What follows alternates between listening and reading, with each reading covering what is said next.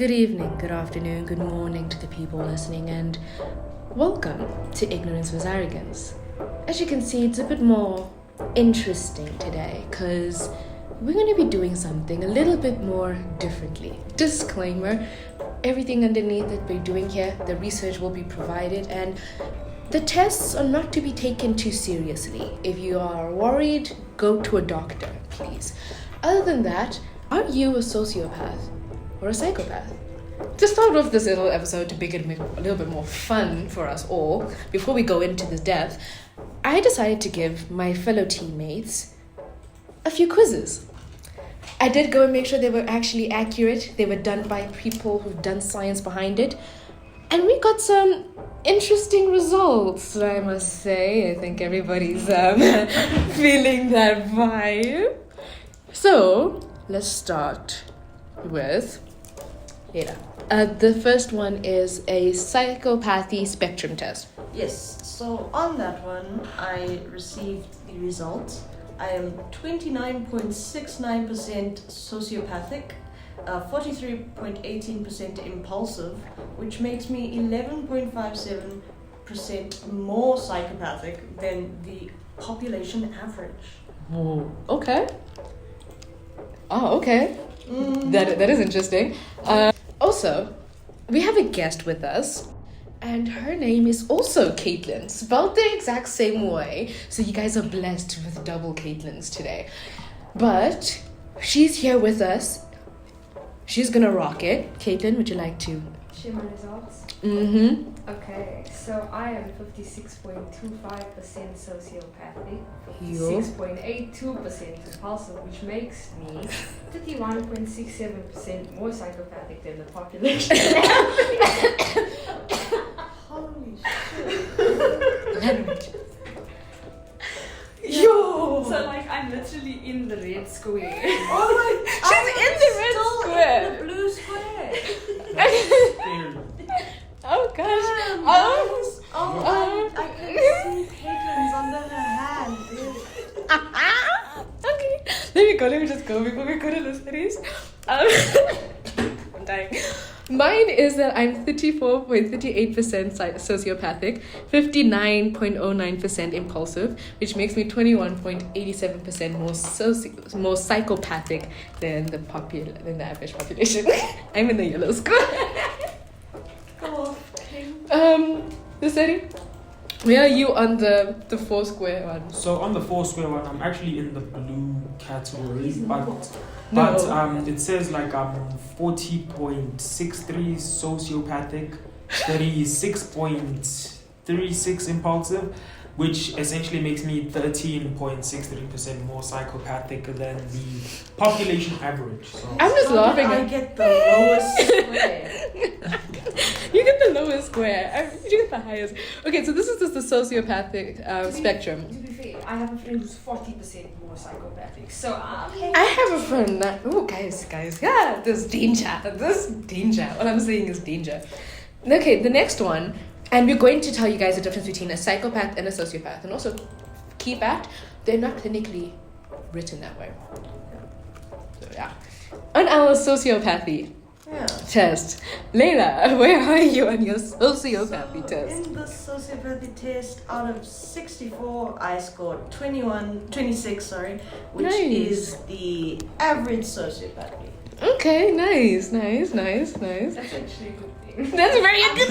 I'm really happy about it, guys. Caitlin? I scored 47 out of 60. what? Yo, that is So I crazy. am within high sociopathy. Yo. I'm a 34. I'm a part of the high average. I'm part of the high average sociopathy. Part of the situation. And I am just one above Caitlin, so I'm 35.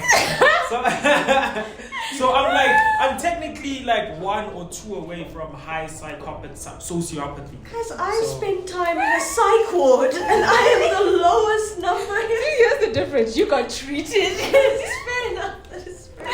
You got treated. Also, also, again, like I said earlier, this guys like actually do like a proper screening with a professional. These are really accurate to the point of like doctors would do this before, as much as a multiple choice test can be. It's like the most accurate of multiple choices, but remember, professionals are always better. And the last one. I'm scared now, dude. I'm really scared. Okay, me as the normal will go first. In this test, out of 174, I scored 54. Boldness subscore of 21, meanness subscore of 3, and disinhibition subscore of 30. Wow. This places me 43% higher than people of the same age and gender. And just for you to know, the age and gender is 18 till 25. And I'm a woman. Yes. Caitlin. Okay. Of course you guys are waiting for mine. My individual score out of 174 was 93. Okay. A boldness subscore of 37, meanness subscore 28, as well as a disinhibition subscore of 28, placing me 96% higher than other people. And I'm going to explain the disinhibition because there's two types of psychopath. Yeah. There's two types. There's the primary and the secondary type, and I can't wait to explain how this is so Two different. types in the room with us now. Yes. the two types in the room. I know this because I did an extra test on top to figure out which one I was. I'm the secondary one. Okay, I'm fine. Before this, I took just a random test and it said I was normal, and I was like, no, there's no way. And then the actual proper test. Okay, so my individual score is 78 out of 174. My boldness subscore is 35. My meanness is 21. My disinhibition is 22. This score places me 85 in the 85 percentile on the GIP. Therefore, I'm 85% higher than other people. You're not far from me. 11% low is not a lot. I'm not. And another thing is, right, when I did the secondary and primary, right, I was actually, primary, I'm only 21% psychopath, right? But on the secondary level of psychopathy, I'm 78.65%. Guys. Anyway, but now, Lissetti. So I'm like 85 out of 174. It's kind of heavily skewed by my boldness score. So my boldness subscore is, I think it's higher than everyone. It's like 44. Okay. And then my meanness subscore is like 14. And then I have a disinhibition score of 27. I don't even know what that is. I'll explain it all, guys. Ultimately, it means that now I am 74% higher than the average person of the same age and gender, so I rank quite low. Yeah, he's low. He's fine. How did I know I would be the highest here? I knew you were. No, I'm not gonna lie. The only people who I thought in this room who would have had a higher one was between me and you. I was thinking, I was like, one of the Caitlins are going to be super. I'm mostly blown away by the level of your guys' meanness scores. I got 3. I don't even know how Leila got 3. Like, it's crazy. I got 21. Like, imagine I'm like the second lowest and the gap is massive. How did this happen? Here's the thing. You got treated. Yeah, fair enough. I actively engage in my psychopathy and sociopathy with self-awareness, and I enjoy it. Maybe that's why, because I'm actively fighting it all the time. See, I am not actively fighting it, nor am I actively engaging in it. I just, like, when I read or something and there's certain vibes, then I'm like, what if murder wasn't illegal? Like, yeah, so anyway, let's get into the explanation part, right? There's that. Let's get into the explanation of what this actually means and what does it mean when I say there's different types of psychopaths and sociopaths that actually isn't sociopath. So this would also go into another test that I did. I didn't send it to you guys because this one was specifically for this example I'm going to give, right? But let's just state it off, right? Sociopath and psychopath are not clinically written titles. That's not something that clinically they would say you are a psychopath or a sociopath, right? It is actually, it's a more popular culture term that we've given to these two. the specific things of it is actually ASPD. Yes. And ASPD is antisocial personality disorder, right? And antisocial personality disorder, if you look into it, there are more aggressive types, right? So I did do the test. I'm just trying to find the specific one now. So if you have ASPD, it means that you have a higher level of not just antisocial behavior, but also you are more inclined to be impulsive, violent. You not actually want to engage with normal people. You don't prefer it. You have different levels of this, right? So you can be very high or very low on the scale, right? So these people have disruptive behavior, they're aggressive, they have deceit, destructiveness, or they can have criminal records. Now, the reason why I'm saying they have different levels of this is because some can have criminal behavior and can be deceitful, but others cannot. So it's a spectrum. And that's where the term sociopath and psychopath ended up coming to be. It was what side of the spectrum kind of were you, and then we kind of tried to make it different. Yes, at this one point, they're trying to see now, there is research being seen, if you can separate them. More people, especially in the clinical side, are starting to use these terms just because it's easier for people to get. But when I decided for fun to do the test when I was doing the research, and which is why I actually went to do the research, because I'm apparently high risk for this one. Of the 5 score that you got, out of 5, I got a 3. Who's surprised? I'm surprised. I was surprised. No, that was a question. I was surprised. Answered it. I was surprised because I don't have a criminal record, Yes. right? Wow, I don't want one. Yes. But it came into how much do you care for yourself and how impulsive are you and what kind of decisions will you do, and that really impacts. So let's look at the different things. Because you can also display psychopathic and sociopathic behavior. Yeah. So it's more behavior than a disorder. The disorder would be the ASPD. Okay. Yes. So now the stereotypes that people usually have a sociopath is hot-tempered, lack of empathy, devoid of guilt or shame. They do not care about consequences. They're very manipulative.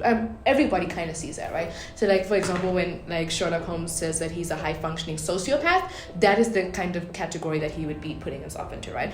But a psychopath, this is the more killer, criminal record, very destructive, violent side, right? So this is the one where they are cold-blooded, violent, devoid of morals, incapable of love, and very calculating. So here's the thing. These are the actual symptoms of what it is to have ASPD, and this is really important because this really impacts our serial killers, because this is something that they were trying to see. Like, many serial killers would end up actually having these stuff, right? So their things is breaking the law repeatedly, not leaving they have a big ability to lie and be charming, manipulation of emotions, problems with substances misuse, relationships or work, right? No regard for safety of self or others, frequent arrogance or anger, often lying, stealing or fighting, and showing no guilt or remorse. So when I got my result back, and this is where I realized, because I did a little bit of a data test and I realized there's a big spectrum to this.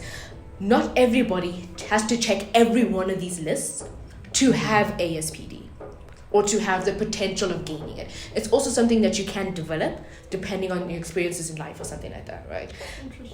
So for example, I think the reason why I got it was maybe because of the anger, frequency to anger, safety of self and others. Like when you're really impulsive and you do some things that are like, that's probably not safe for you.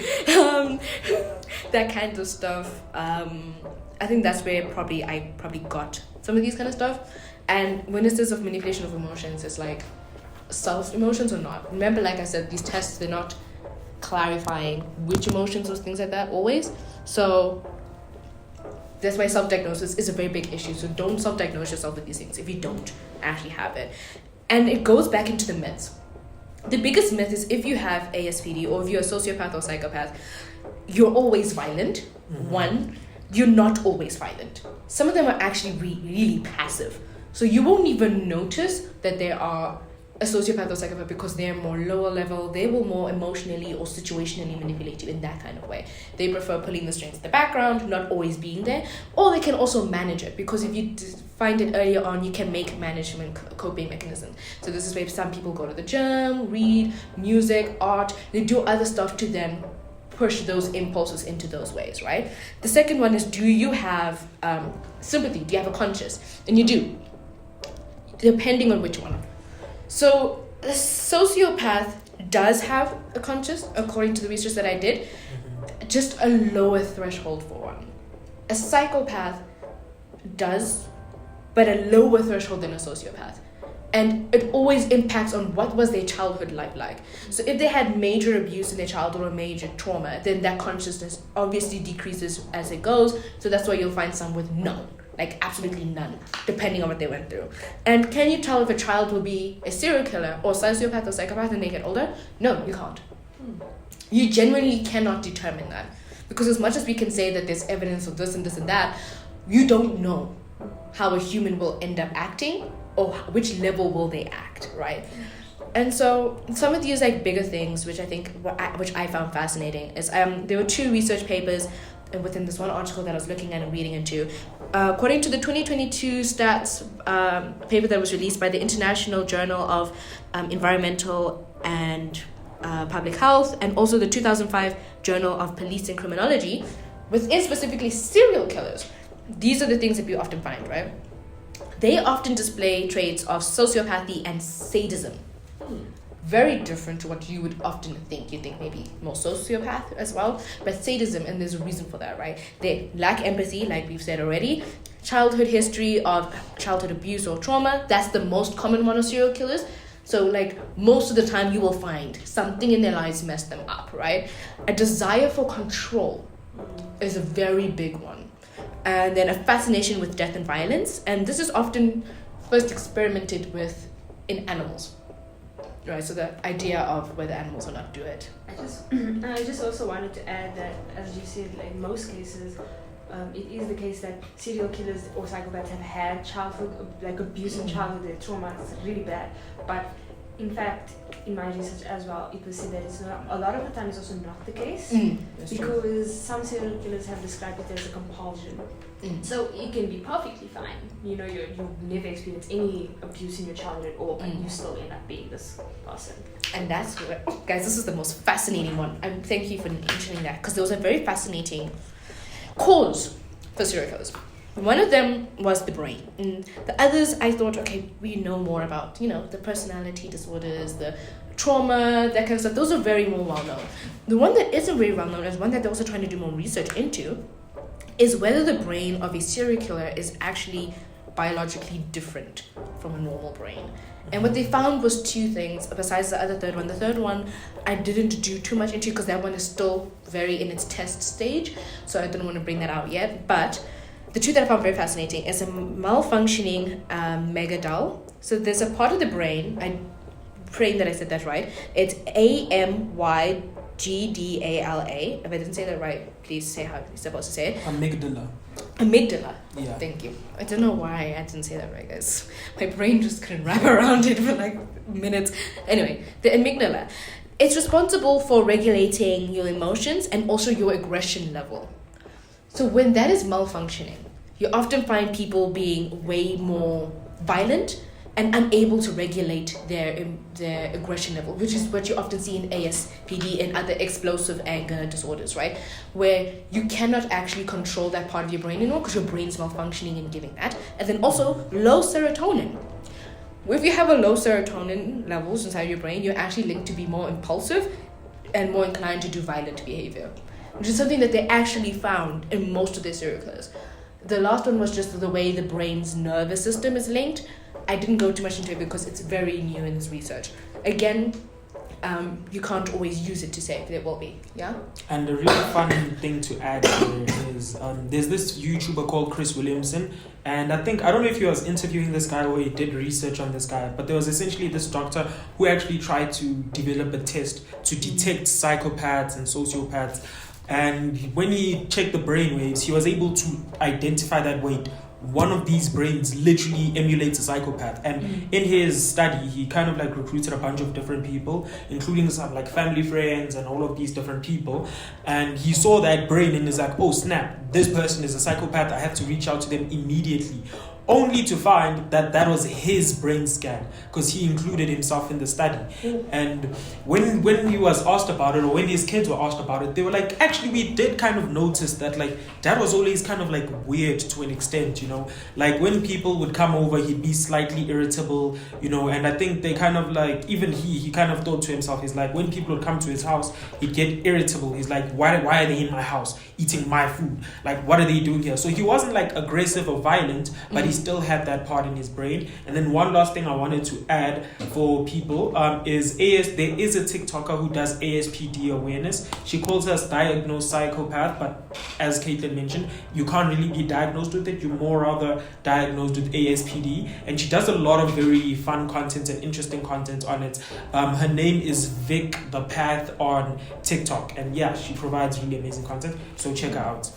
I wanted to ask a nice question because you see there is that whole thing about the brain of a psychopath, and it's also been read that there isn't really a particular cause, nor is there a cure for it. So would you guys say that the brain is either a cause or it's an effect of the dark urges? Because they've said that, and I quote, experts learned that the desire to inflict extreme harm on others is more of a mysterious dark urge that originates deep within the individual, usually born with it. So do you guys believe that brain is a cause or an effect? So I think in my opinion of that, right, and also my experiences, right, everybody kind of has like those dark thought urges sometimes, and I would always say it depends on what you've exposed yourself to, like in books and movies, whatever.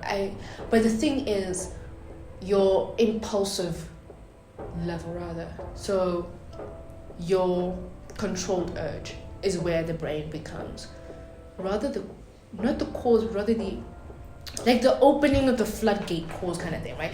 Everybody has these kind of thoughts and stuff. Like as a human being, you have these thoughts, these mindsets, right? But the difference between us is we can control it. Yeah. Right, to an extent. But when it comes to whether the brain is the causer, I'd say it's the lack of impulse control to buy into those urges would be the cause. I think it's probably like a double-edged sword like that. Like I'm sure there's something you are born with that's in your brain that's maybe latent, that takes something to trigger. But I've seen research that once you start doing violent activities or engaging in these dark thoughts, that changes the way your brain functions. It changes the chemistry. So I think it can be both a cause and an effect. Yeah, I think I agree with that. Yeah, that's really good. Another thing, like, just to give more context to this, you said we can control it, right? Do you guys know the main thing that helps us control all these things? My faith. It's your conscientiousness. Yeah. And for those who don't know, my faith, guys. My faith. For those who don't know, conscientiousness is the tendency to be responsible, organized, hardworking, and adhere to norms and rules. And experts have said that is the one thing. Because when a psychopath has conscientiousness, they are able to suppress those negative urges in them, and they are able to excel in so many places. That's why we have so many crazy people in power. Exactly. That's why Sherlock Holmes exists. They have their conscientiousness intact, which allows them to, suppress their urges. Psychopathy. No, that's why it goes back to things. And then just like a last fun thing before we get right into the gruesomeness of this whole situation, why women love to watch crime documentaries was something I thought we really needed to contact. Do you know that 80% of the population that watch crime documentaries are women? Like 80% of us is just I think I'm a bit of a weird person. Like I study psychology and all of that, so I studied the mind of how women think and how men think and all of that, and I follow a lot of psychologists, especially Jordan Peterson in the space. And when you look at how women are attracted to these type of men, it kind of makes sense from a biological standpoint, because women have there's basically two archetypes of men, right? There's the provider type and the protector type. And biologically, the protector type is more attractive from a perspective of like childbearing and all of that stuff, because they can kind of keep your kids safe, then of course the provider is more attractive. Like when you're pregnant, then you can't really do much and you need to be provided for. And generally women are generally more safer than men generally, and men are more dangerous. And it's kind of like a lot of research has come out that like this is actually something that was done by Google engineers. So Google engineers would literally search up all of the things and get all the data and all of that. And from their data, most of the romance novels that women obsessed with were romance novels that were involved with protector type guys, like very aggressive guys. So basically like taming the monster. It's like there's a monster out there and then only with you can tame him. So he's violent and dangerous out there,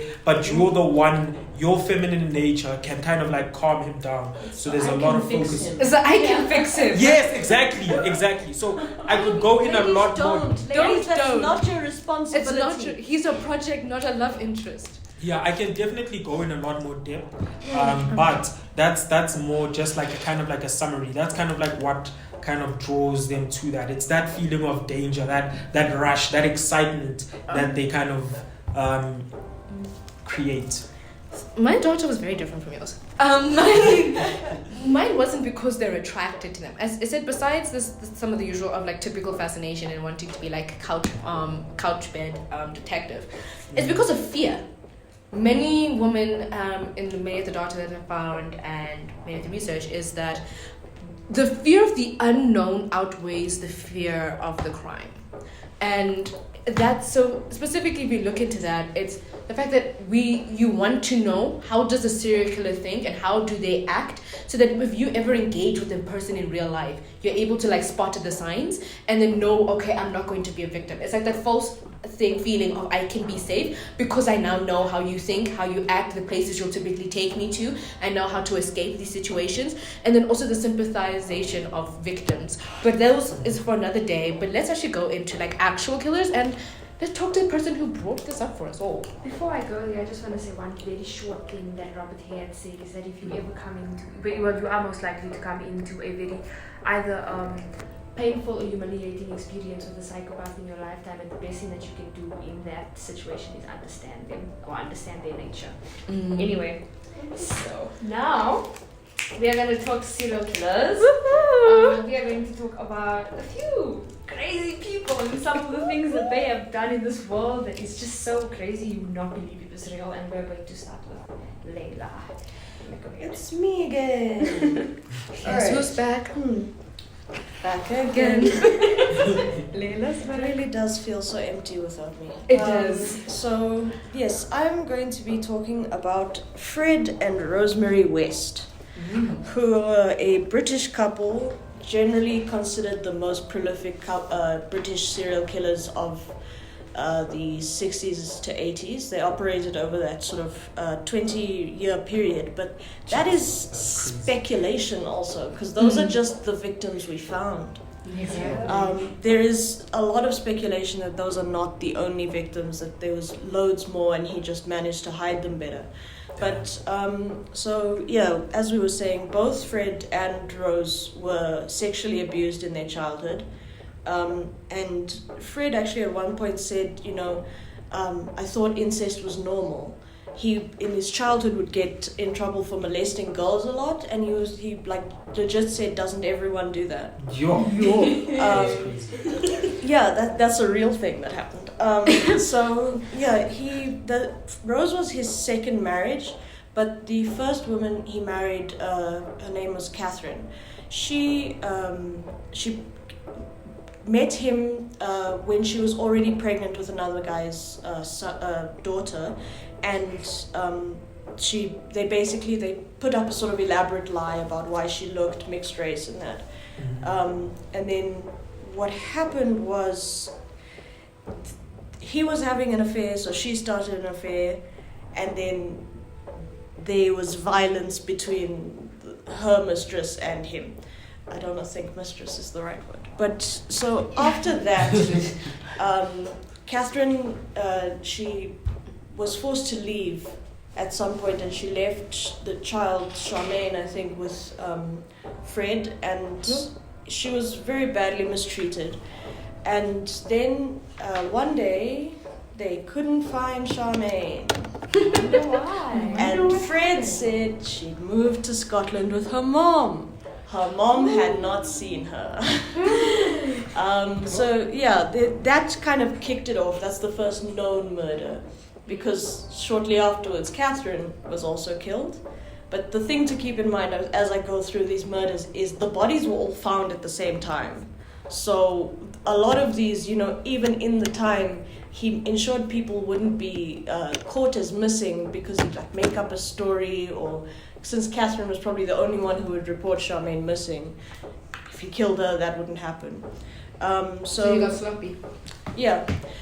Then when he met Rose, she had also, like I said, gone through a lot of sexual abuse herself. She thought it was normal. And they met when she was 15 and he was 28. What? Yo. Yeah. Romeo and Juliet. Yo.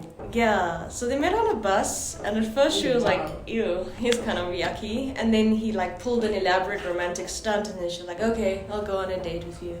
And then it was one of those situations where, they were both equally crazy.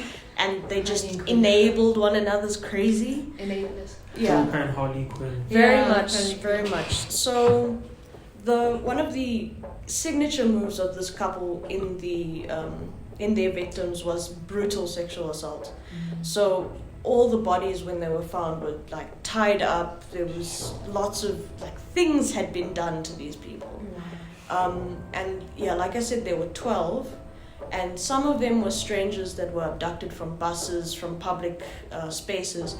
But they had I think an apartment building on Cromwell Street where people would come and, like, there'd be tenants. And then the young women would disappear. But because of this community they were in, no one really noticed that they were gone. And again, they would make up these stories that, oh no, she went this, and this place. But I think the most horrific ones was when they killed their own daughter, Heather. Oh my gosh. What? So I think they had 10 children all in all. And all of them reported this sort of sexual abuse and physical abuse. They were beaten and stuff like that. And they were continuously threatened if anyone hears about this. Essentially, they would say, I'll kill you, and the kids were like, I believe you. I mean, your parents killed a bunch of other people. Yeah. And this is like the one time where it's like you have to believe. Generally, kids are gullible and they'll believe anything. But this one actually, for their own safety, bro, you actually kind of have to believe. Yeah. So Heather's sister Anne-Marie, who survived, and they were the same age, and she was very close with her.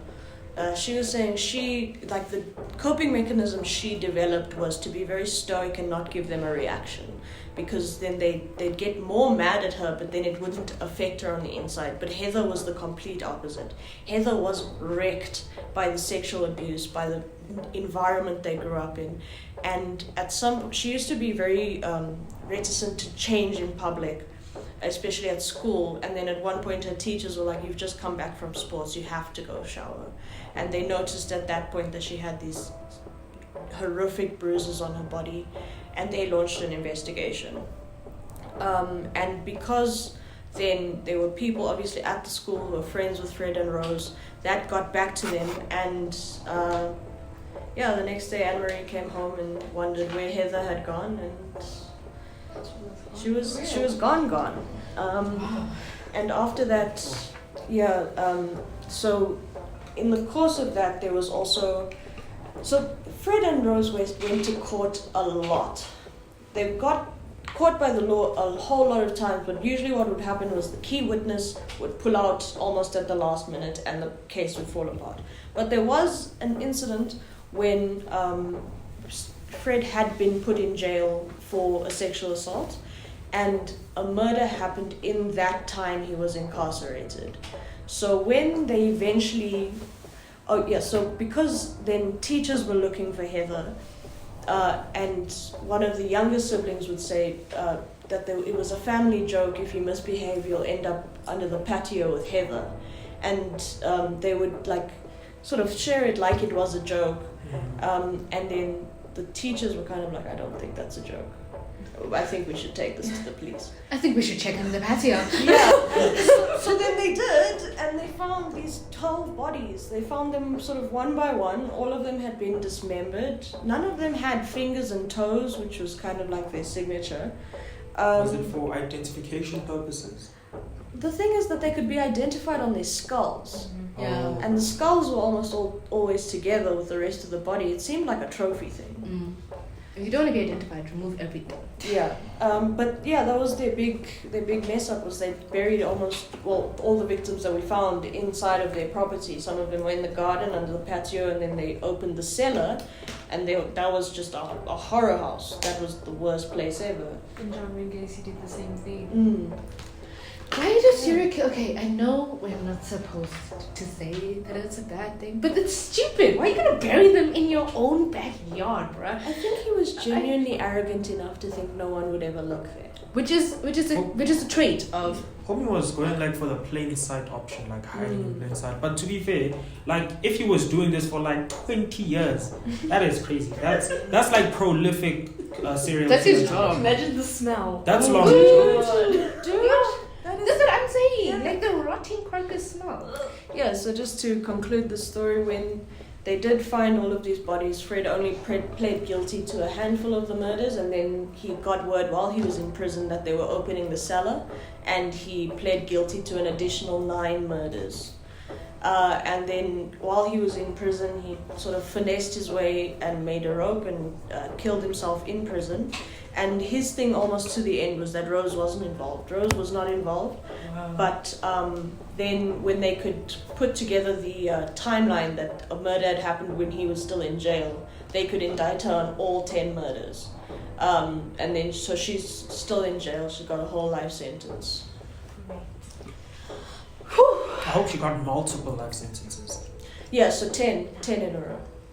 So that's like 240 years. Yeah, and I think the whole life thing was in case you actually outlives that. They do that now. So if you've got a certain amount of life sentences and it adds up to like 10 years or something, because of the manner of the murder, it doesn't matter how long you are in jail, it'll be as long as you're alive. Yeah, that's why people get like 5-6 life sentences. And each life sentence is like 24 years or 25 something. in South Africa. So now, so we had a couple. Wow. Now we're gonna have Caitlin's murderer, and she's been excited.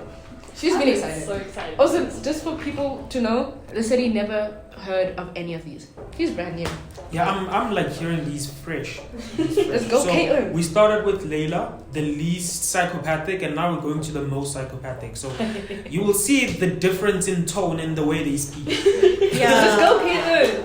Okay, so my killer is a Colombian man by the name of Luis Alfredo Garavito Cubanos. I hope I said it with the right finesse, Anyway, so That's a dope name though. it's crazy long.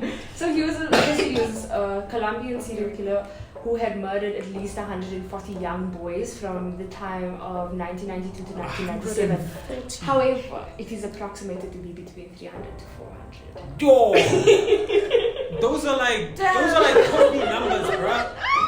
No, That's like, like- whoa, 12 is a lot. Imagine like 12. Oh, I know. And he did them solo, like he didn't have a he didn't have any rose. partners, nothing. That is All by mental. himself. But I'll explain his method. So he was born in 1957 and he was the eldest of 7 children. But his parents were abusive. His father was an alcoholic who would emotionally and physically abuse him. He actually tied him up to a tree at the age of 7 and beat him. And his mother was a violent disciplinarian, and she also had no interest or care for children at all. And as well, on top of that, she was a prostitute. So they would see her working in their house. Oh. And he had said in one of his interviews that his father also sexually abused him, but that was rebutted by one of his siblings. Yeah, so the main thing that I would like to mention before I go further is that this man is a pathological liar. Okay. And everything we know about him, everything anybody knows about him is all through his interviews. And because his statements so very clearly contradict each other a lot of the time, we have to take everything he says with a pinch of salt. So, but like this is what he said. I'm just saying. Yeah. Sure. So at age 8, he apparently ran away from home, and at that time he was targeted by a pedophile and sexually assaulted. But in another 18. At 8 years old. Oh, 8. Oh. 8 years old. Sure. But apparently in another interview he had said that he had his first sexual experience at 12 years old, where later that year he was sexually assaulted. So like I said, pinch of salt, please. Pinch of salt. It was around the age of 12 to 13 years old where he began molesting his own siblings as well as other boys in his area. And I know, it's like, oh my god, what child at the age of 12 is like, doing that to their siblings? You can only imagine, because he was the eldest, what he was doing to those young kids. And later down the line, it was shown that he actually went to school until about 10 years old, so we don't know the validity of him running away at 8 because he was at school until 10 or 11. So it could have been said that he was still living at home, and later in his years at around 15, 16, his parents had kicked him out of the house, which either says he never ran away or he came back. And at some point during that time, he was allegedly abused by a drugstore owner who was a friend of his father's, who had sexually assaulted, burned, and cut him. And that at that stage he had become suicidal, but his coping mechanism was this interest that he had taken upon killing and skinning animals, particularly birds, which gave him the sense of relief and power, which Animal cruelty. Yeah, he was also just a very aggressive person. He was bullied at school, or like he was a total outcast, which is something that you often do see when you look at the upbringing or the school life of people that are serial killers. And at 14, he was allegedly once again sexually assaulted. And yeah, I think it's interesting that so many of them are outcasts, because when you're little and you have friends, you almost immediately learn empathy. Yeah. Exactly. That's how you learn empathy, from other people. Do you guys think that it would be drained from them at some point? Possibly. Yeah, it could be these experiences that are draining them of that empathy that they may have developed, because like Jeffrey Dahmer was a totally different case, Yeah, because you can have a good primary school life, but then the middle school life can change that, and then the way you are impacted through that will change the way you see the world. Yeah. And just a quick addition to that, as much as socializing does increase empathy, certain things that you get exposed to kind of like drain it.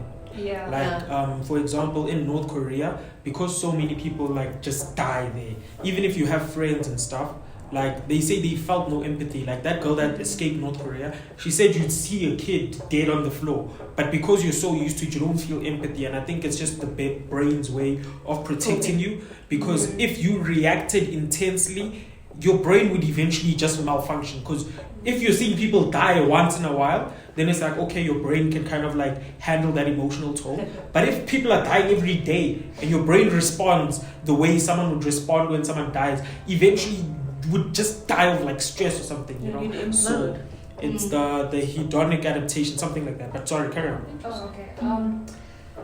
At around 15 years old, like I said, he was kicked out of the house. Allegedly, it's because he was caught trying to sexually assault a 5-year-old boy.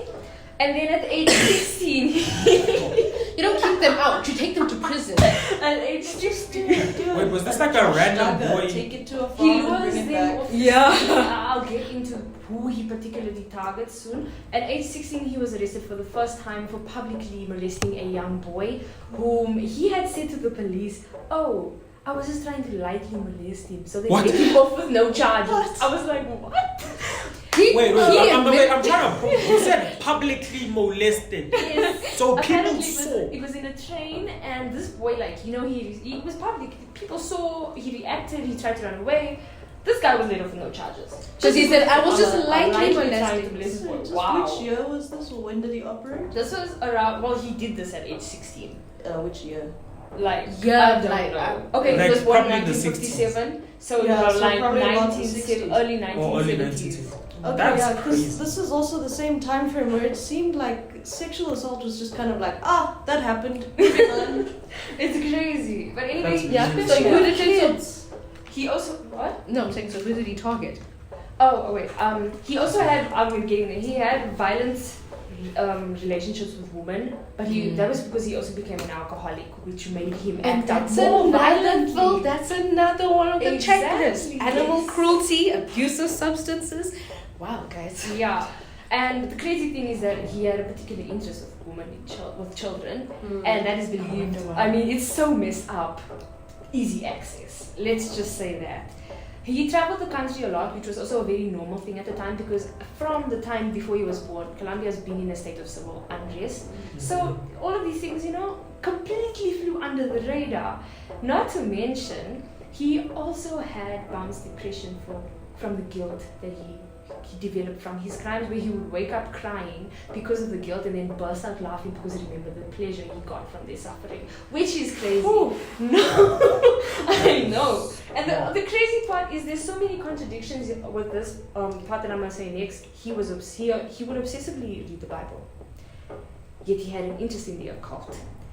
He had a journal where he wrote the names of his victims and the things that he did to them, where he would pray for them and beat his chest naked like a ritual. Wow.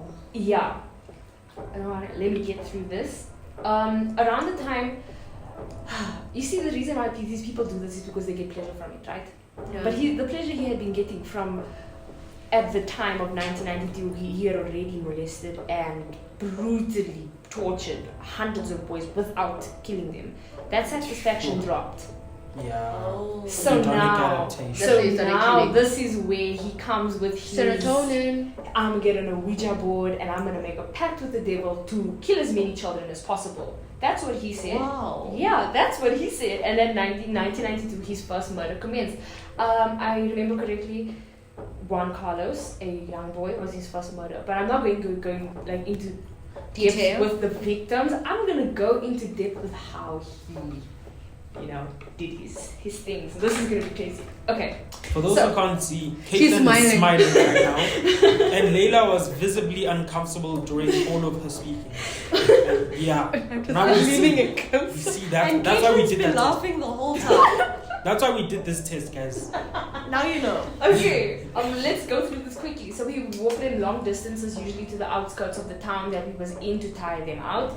And these were kids, so that means that they wouldn't be able to fight back as well as they may have on full energy. He would tie them up and stab them in areas that would cause them pain but not kill them, such as their hands, their feet, and other places. And then he would sexually assault and torture them simultaneously, and would use knife blades to whip them and flay the skin from their bodies. He would cut off their toes and fingers, and he would cut open their bellies so that their intestines would fall out and leave deep bite marks on their Don't bodies, eat breakfast. as well as cut off their genitals while they were alive, and would often place it in the mouths of their dead bodies afterwards. He slit their throats, and so he would stab them to death. He would decapitate them while they were alive, and during all of this horrific torture, he would still be raping them. He's still sexually assaulting them while he's doing all of these crazy things. And he would also have sex with the dead bodies, which is known as necrophilia. Yeah.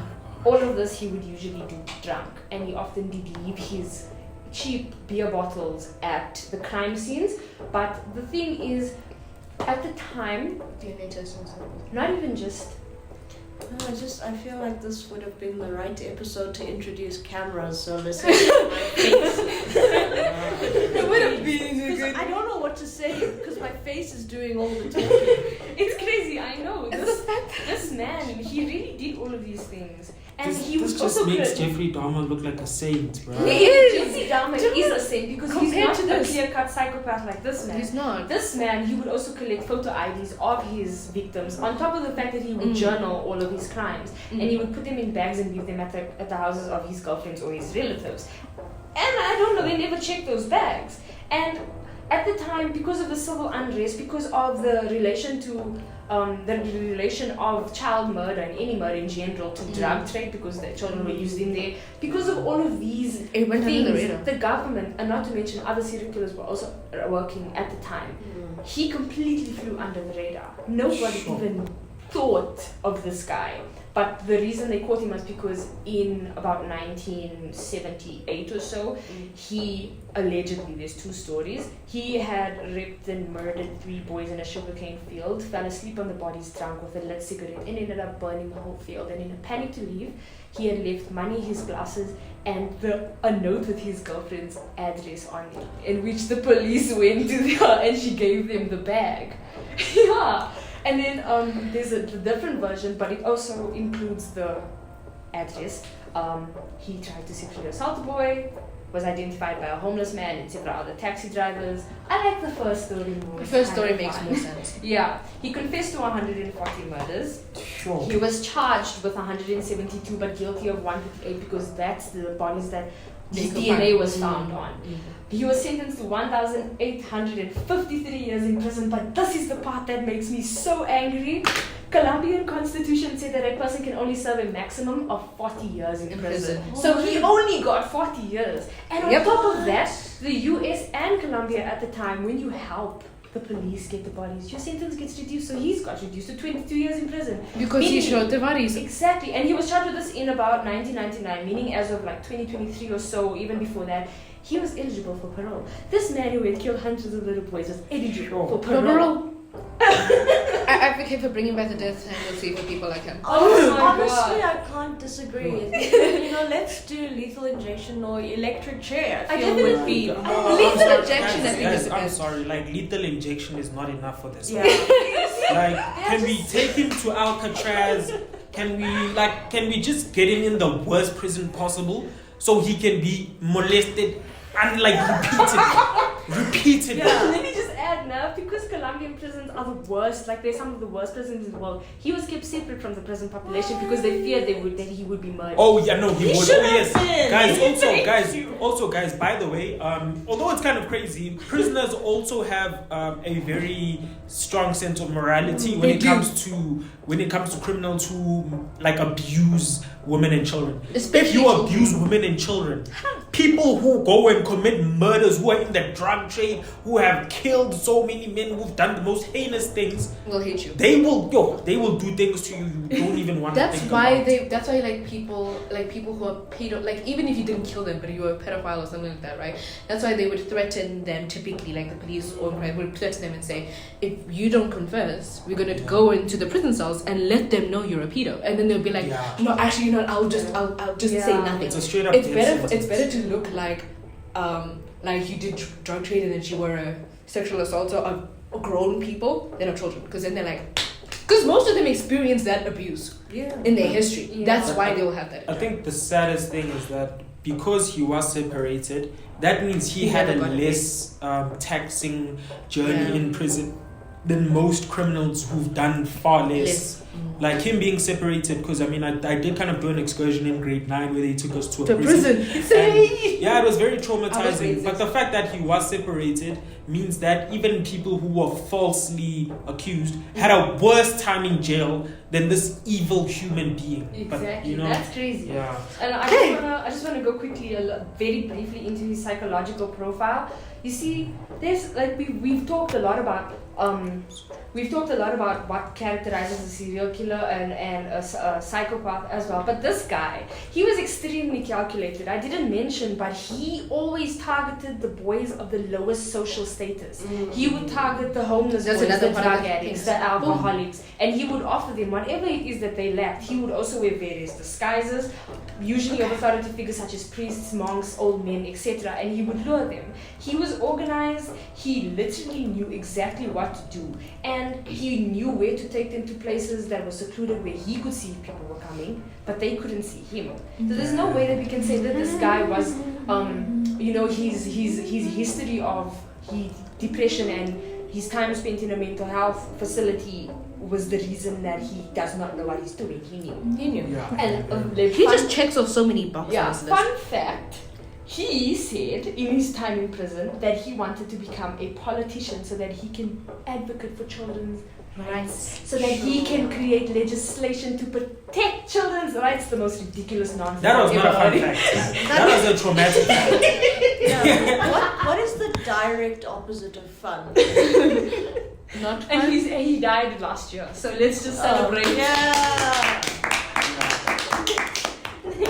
YouTube, don't hate us for this. Yeah, homie's definitely got his own spots in hell. Oh. Yo, I'm telling you, even I don't wanna lie, even Hitler's probably looking at this guy like, what the hell is wrong with you?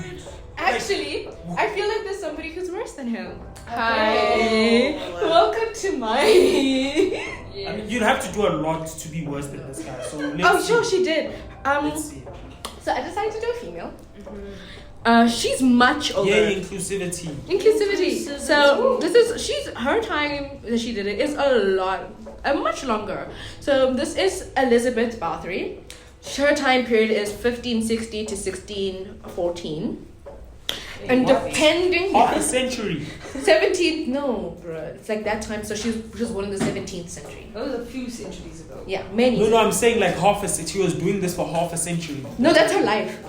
That's her birth and death. Okay. So it's still possible. So Yeah. actually it is because depending on the sources that you find, she has between 600 to 300 victims. Guys. You telling me he tripled the numbers? She tripled. She doubled Holy, the numbers. She doubled the numbers. holy moly. Guys, And I really her thought key- 12 was a lot. Me too. Me too, until I found you guys were way worse. Guys. Her key signature was to bathe in the virginal blood of the victims. Wait, vaginal. Like virginal, like if you're a Like virgin. virgin girls. Oh. She bathed in their blood. So let's get into it. So, she was the most prolific serial killer of her time.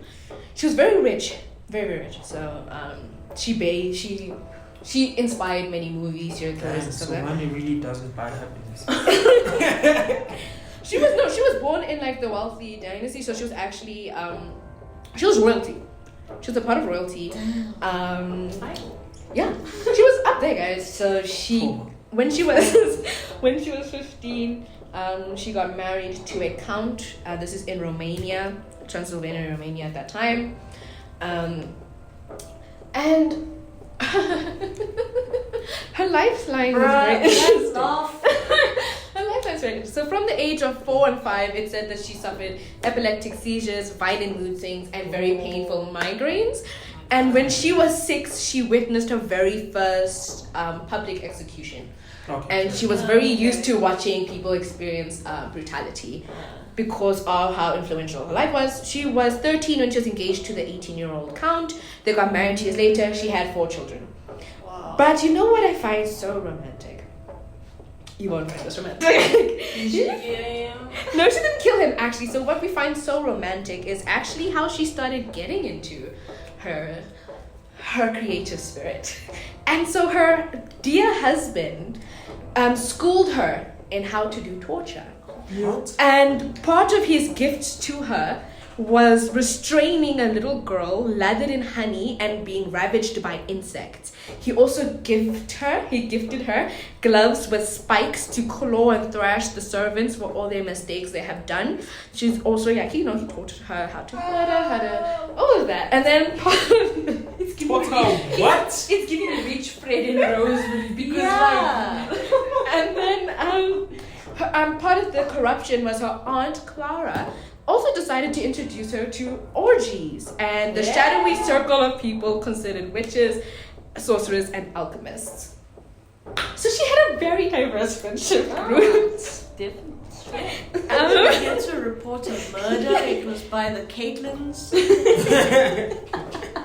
I'm dead. I'm straight up dead. So the reason why we can't blame her husband for too much is her violence was really big. It grew. According to this time, it was that she targeted poor girls from local villages, either by kidnapping them or luring them with false job opportunities. The reason why she ended up apparently getting caught near the end was because then she got bored of the peasants and decided to move. For nobility. Yeah, decided to go up the ladder. That is crazy. So basically, what happens was, she was apparently tame in the beginning. Just a few murders here and there, a few slashes, not that much, until her husband died. Her husband died in 1604, and that's when it became more ominous. what she'd do. It says here, apparently a part of her gruesome catalog of acts was stabbing the victims under the fingernails with needles. Ah! Oh my god, that is so painful. I'm just imagining. Oh my god, that is evil, man. Dude, that's one of those that, like, as soon as you say it, everyone imagines it, and I feel like that's like the back in the day. That's like when Legos didn't exist. That's like the equivalent of stepping on a Lego. You know how much like we like making, like stepping on a Lego hurts? This is like that back in the day. Apartheid government just pulled the nails out. They didn't put anything. I'm not done. Cutting, burning, even biting their flesh, beating and starving them to death, leaving them outside to freeze, or covering them with honey so they'd be attacked by insects. It was said that she also had a purpose-built torture chamber, and that she was associated with witches inside of this, right? Which is funny enough, because the witch hunt is what actually caused them to be like, maybe she's guilty. That's why they were looking for witches, and then they found a killer. So all in all, witch hunts, not that bad. All in all, yeah. It says here that apparently, and this is a quote from one of the books or something that was written by her, by the Washington State Highline College. It said here, it was written by Rachel Bledstead.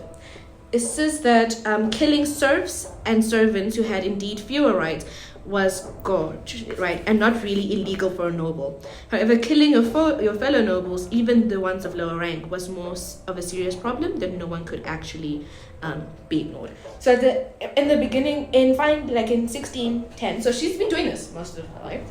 1610 is when an investigation gets launched.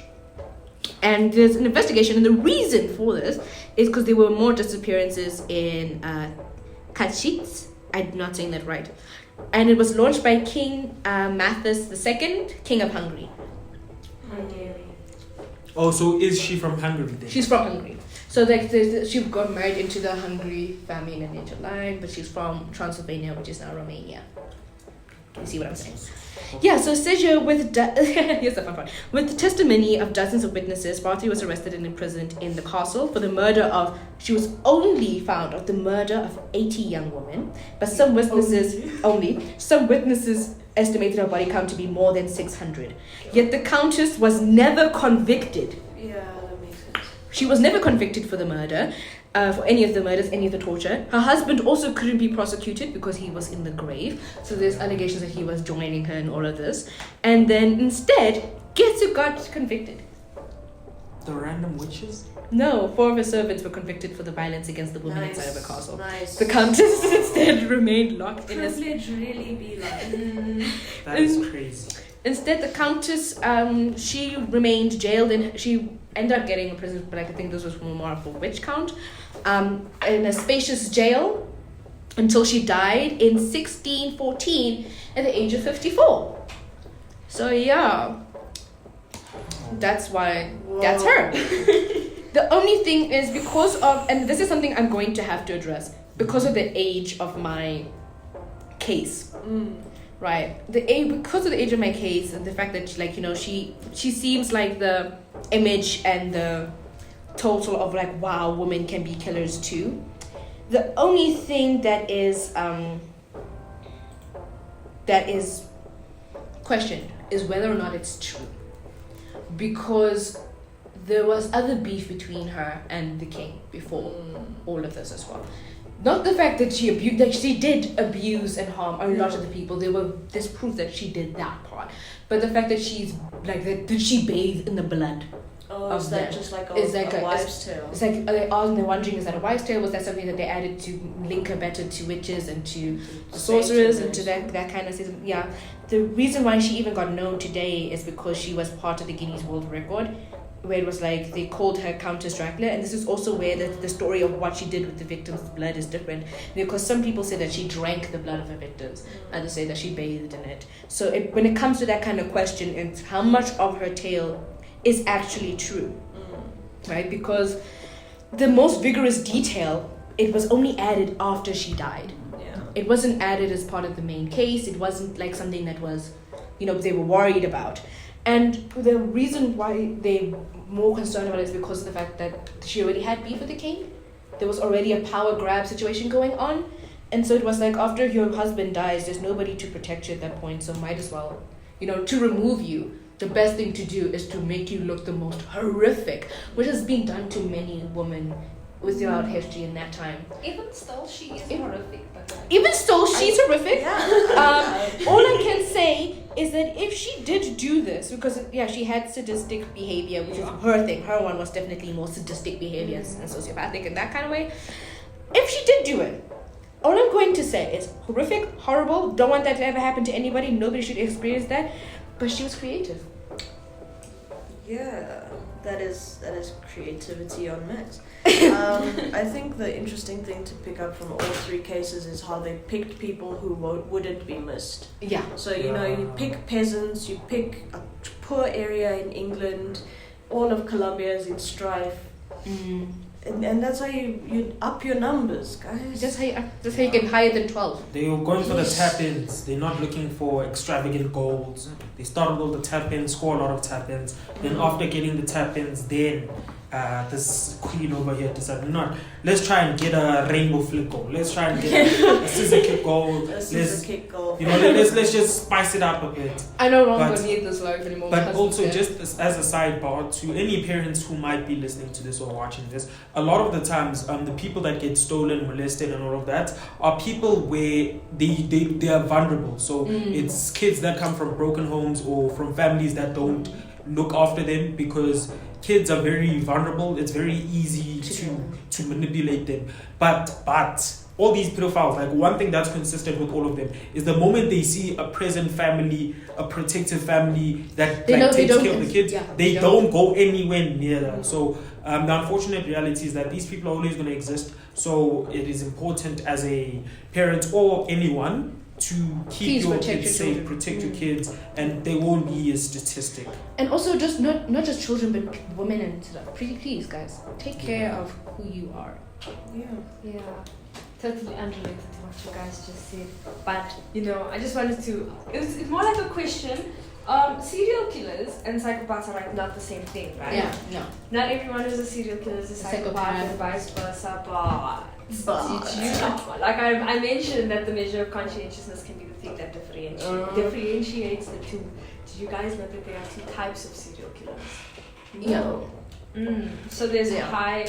The serial killers with high levels of conscientiousness are the organized ones. Yep. So obviously the methodical levels, they're the ones skilled employment. Living this life that you don't suspect. God, exactly. And then there's obviously the disorganized killers, which we need to, I think my killer Luis, I think he was a disorganized killer.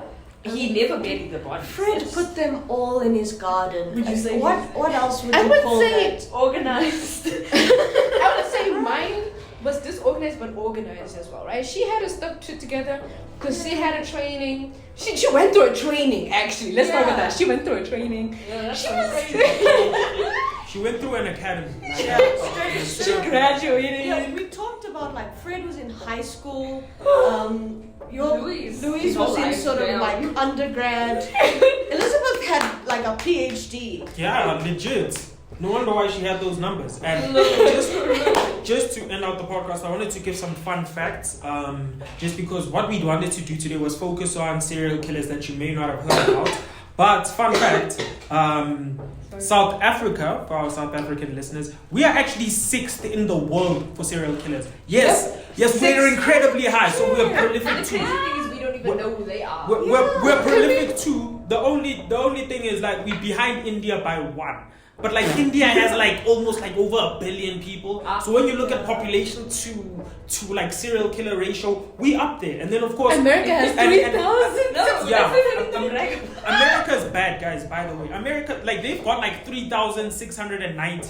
And guess who the second what the second country has? 196.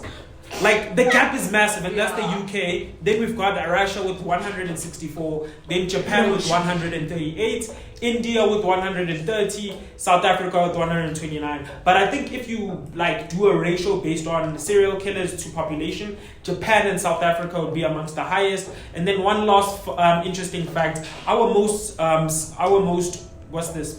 most prolific serial killer is Moses Sithole, who was responsible for the ABC murders, where he has approximately potentially 76 victims, but they were only able to prove about 38. And he actually pretty much did it around where I live, like. But this was in the 90s. Yeah, this is in Boxburg, which is kind of like where I kind of grew up. Boxburg is. Guys, no one should be. Yeah. Boxburg is Boxburg. Guys. You know, so he kind of did it in a way of like getting, like luring women with fake job interviews and stuff like that. He was So he was trying to help with unemployment, you know. So I mean, you know that's at least nice that he helped. I'm joking. I'm joking. Can we just talk about the fact that he followed Elizabeth's method? Yeah, but he knew, like, you see these other serial killers, they saw vulnerable, weak people. He was like, South Africans don't have jobs. Let's get them with that.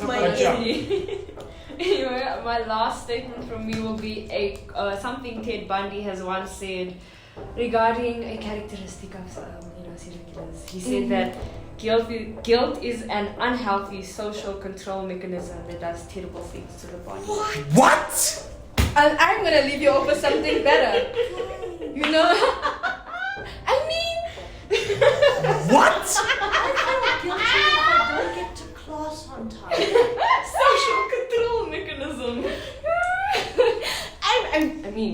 I mean. And Ted Bundy And was a clear-cut guys, that just shows you, if you're writing a villain in a story, the bad guys don't see themselves as the bad guys. Never. Remember that. So if in your story your bad guy says, "Yeah, I am the bad guy," you lost. You're really lost. These people are different. I'd like to. The reason I'm gonna link this all back to the reason why we did the test in the beginning. Besides trying to see how everybody else, it makes sense. Like Lada's face throughout this whole thing. Lesedi's face. The fact that I was smiling and laughing halfway through. I think I'm just gonna put the shocked face on my avatar the entire recording. Please, me too. Yeah. I want to make their avatars laugh the whole time. I'll do the cute chibi one for you guys. And mine is just gonna be that shocked one the whole time. The reason why we did this, I wanted us to do the test. It's because how many serial killers, like we hear about serial killers and these murderers and all these after they've been found and after they've been charged, and these are usually like later century. Today's time, how many serial killers or sociopaths and psychopaths do you have sitting next to you in your own classes? Yeah, I've got 2. And